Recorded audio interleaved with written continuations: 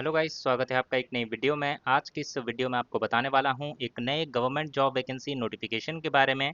इसकी पूरी जानकारी के लिए इस वीडियो में अंत तक बने रहिएगा। चैनल पे नए हैं तो चैनल को आज ही सब्सक्राइब कर लें और बेल आइकन भी प्रेस कर दें ताकि इस तरह की जो ऑल इंडिया गवर्नमेंट वैकेंसीज की जानकारी मैं आगे इस चैनल पे लेके आने वाला हूँ उसकी नोटिफिकेशन की जानकारी आप तक पहुँच सके। तो अभी चैनल पे जाइए और सब्सक्राइब बटन जो है उसको प्रेस कर दीजिए।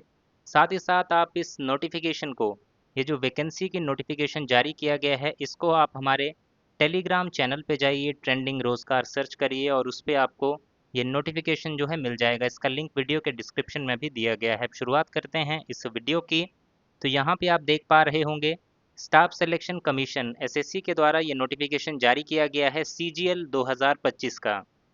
तो सीजीएल यानी कि कंबाइंड ग्रेजुएट लेवल एग्जामिनेशन 2025 का ये नोटिफिकेशन जारी हो चुका है, जिसके लिए आप एप्लीकेशन फॉर्म सबमिट कर सकते हैं। आज 9 जून 2025 से एप्लीकेशन फॉर्म भरना शुरू हो चुके हैं और लास्ट डेट है एप्लीकेशन फॉर्म को सबमिट करने की 4 जुलाई 2025। और इसके लिए जो पेमेंट करने की लास्ट डेट है वो है 5 जुलाई 2025 की।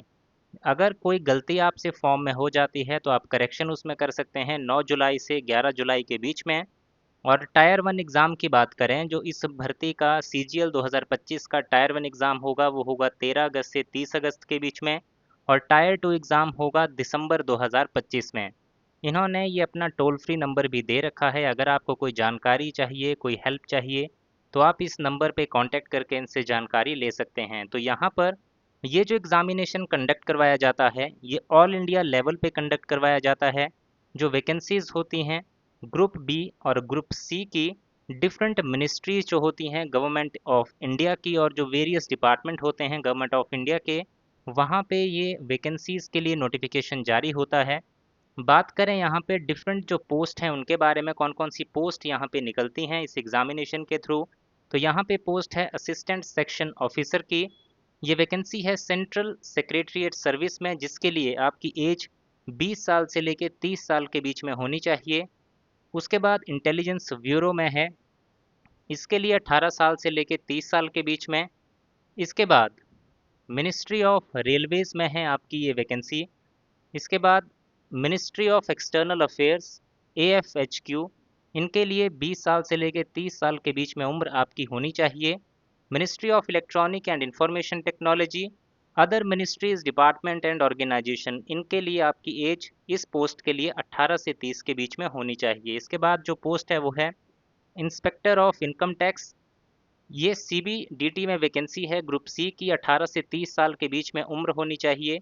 इसके बाद inspector central excise, inspector preventive officer, inspector examiner, इसके लिए 18 से 30 साल के बीच में उम्र होनी चाहिए। इसके बाद है असिस्टेंट एनफोर्समेंट ऑफिसर की वैकेंसी, 18 से 30 साल एज। CBI में सब इंस्पेक्टर की पोस्ट 20 से लेके 30 साल के बीच में। इंस्पेक्टर की जो पोस्ट है उसके लिए आपकी जो एज है वो 18 से 30 के बीच में होनी चाहिए।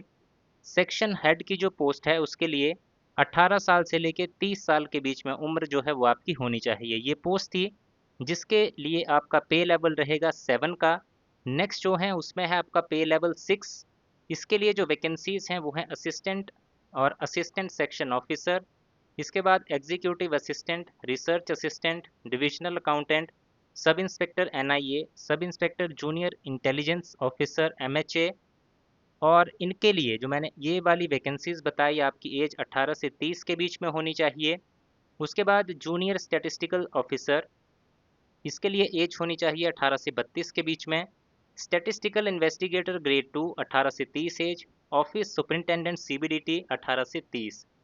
नेक्स्ट जो पे लेवल रहेगा 5 जिन वैकेंसीज़ का, वो वैकेंसीज़ हैं ऑडिटर की, अकाउंटेंट की और जूनियर अकाउंटेंट की। इसके लिए एज क्राइटेरिया रहेगा 18 से 27 साल के बीच में। जो पे लेवल 4 की वैकेंसीज़ रहेंगी वो रहेंगी पोस्टल असिस्टेंट और सॉर्टिंग असिस्टेंट।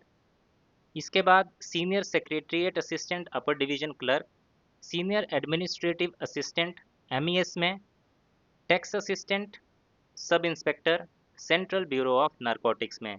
इनके लिए आपकी एज 18 साल से लेकर 27 साल के बीच में होनी चाहिए। तो ये डिफरेंट पोस्ट हैं जिनके लिए आपका मैंने क्राइटेरिया बताया है अभी। और कौन कौन सी पोस्ट यहाँ पे जारी की गई हैं अब बात करते हैं टोटल नंबर ऑफ वैकेंसीज़ की।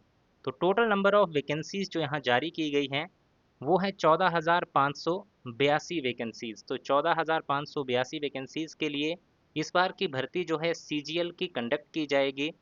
देन इसमें एक और चीज़ बताई गई है, अगर कोई बीआरओ के अंतर्गत भर्ती है उसके लिए सिर्फ और सिर्फ मेल कैंडिडेट ही एप्लीकेशन फॉर्म भर सकता है। अब यहाँ पे एज लिमिट का क्राइटेरिया बताया गया है, जिसकी एज 18 से 27 के बीच में चाहिए, उसकी डेट ऑफ बर्थ 2 अगस्त 1998 से 1 अगस्त 2007 के बीच में होनी चाहिए। जिसकी एज लिमिट 20 से 30 है उसकी डेट ऑफ बर्थ 2 अगस्त 1995 से 1 अगस्त 2005 के बीच में। 18 से 30 वाले के लिए 2 अगस्त 1995 से 1 अगस्त 2007 और 18 से 32 साल के बीच में 2 अगस्त 1993 से लेके 1 अगस्त 2007 के बीच में आपकी डेट ऑफ बर्थ आनी चाहिए। बाकी जो रिजर्व कैटेगरी को रिलैक्सेशन एज में दिया जाता है वो यहाँ पर भी एप्लीकेबल रहेगा, वो यहाँ पर भी आपको दिया जाएगा। अब बात करेंगे नेक्स्ट, इसमें आपकी एजुकेशनल क्वालिफिकेशन क्या होनी चाहिए इस एप्लीकेशन फॉर्म को भरने के लिए। तो इसेंशियल एजुकेशनल क्वालिफिकेशन जो आपकी होनी चाहिए, सबसे पहले बात करते हैं जूनियर स्टैटिस्टिकल ऑफिसर के लिए। तो अगर आप अप्लाई कर रहे हैं जेएसओ के लिए तो आपके पास बैचलर्स की डिग्री होनी चाहिए एटलीस्ट 60% मार्क्स के साथ। और साथ ही साथ बताया गया है कि आपके जो आपने 12th स्टैंडर्ड में मैथ पढ़ा हो उसमें आपके 60% मार्क्स होने चाहिए, या फिर जिसने बैचलर्स डिग्री की हो किसी भी सब्जेक्ट में और statistics as one of subject पढ़ा होना चाहिए अपनी डिग्री के दौरान। दूसरी जो पोस्ट है उसके लिए स्टैटिस्टिकल इन्वेस्टिगेटर ग्रेड 2 की जो पोस्ट है उसके लिए आपने बैचलर्स डिग्री किया होना चाहिए और स्टैटिस्टिक्स एज सब्जेक्ट जो है वो पढ़ा होना चाहिए अपनी डिग्री के दौरान।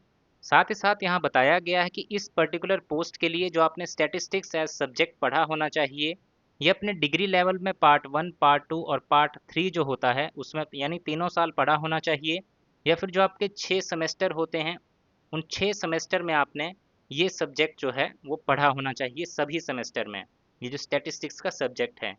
ऐसा नहीं कि आपने सिर्फ डिग्री के दौरान एक पेपर दिया हो या सिंपल एक तो पेपर दिए हों तो उससे आपका चल जाएगा। आपने पूरी डिग्री के दौरान अगर ईयर वाइज है तो हर साल पढ़ा होना चाहिए, और अगर सेमेस्टर वाइज है तो हर सेमेस्टर में पढ़ा होना चाहिए। इसके अलावा जितनी भी पोस्ट बचती हैं इस एग्ज़ामिनेशन की उसके लिए आपके पास बैचलर्स की डिग्री अगर है किसी भी सब्जेक्ट में, अगर आपने सिंपल डिग्री किया हुआ है तो आप इस एप्लीकेशन फॉर्म को इन 2 पोस्ट के अलावा बाकी सभी पोस्ट के लिए भर पाएंगे। ये था आपका एजुकेशनल क्राइटेरिया। अब बात करते हैं अप्लाई कैसे करना है।